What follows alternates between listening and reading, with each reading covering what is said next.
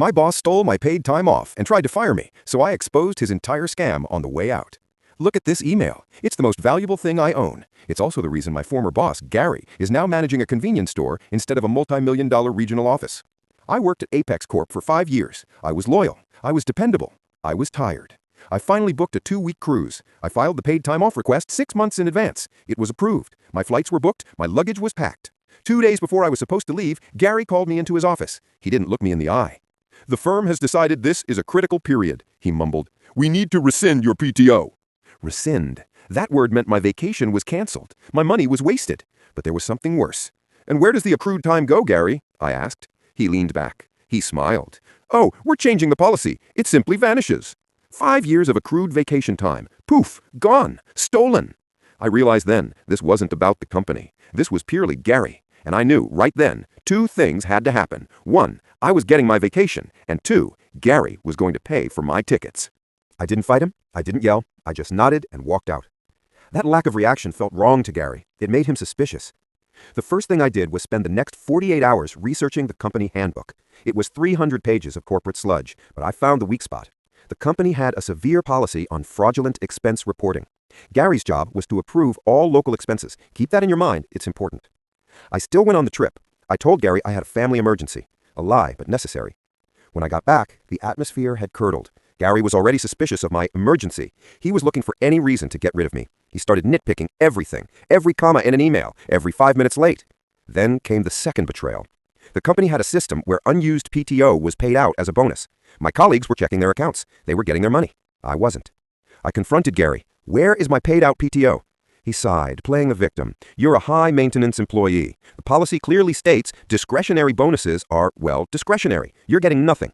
But I already knew the truth. I knew exactly where my money went. I knew where all the PTO money went, and I had the document that proved it. I had been preparing for weeks. I compiled every suspicious expense report Gary had approved for the last 6 months.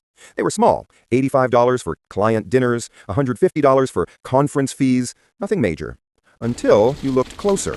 The client dinners were all at his favorite local bar. The dates always matched the nights his wife was out of town. The conference fees were all weekend expenses at a remote resort where he didn't check in under the corporate rate. I organized the file. I labeled it. I kept it safe. This was my insurance.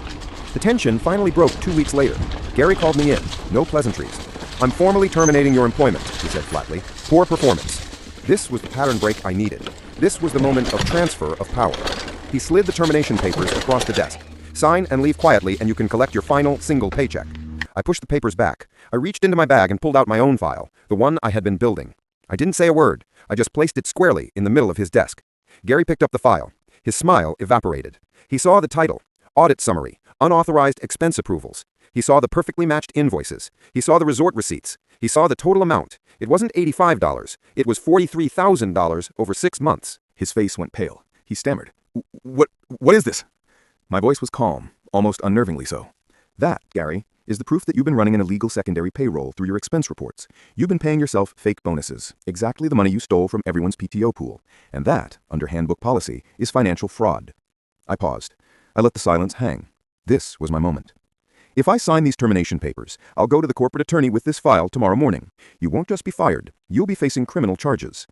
He was defeated. He leaned forward, whispering, "What do you want?" I smiled. "I want 3 things. 1, my full 5 years of PTO paid out immediately.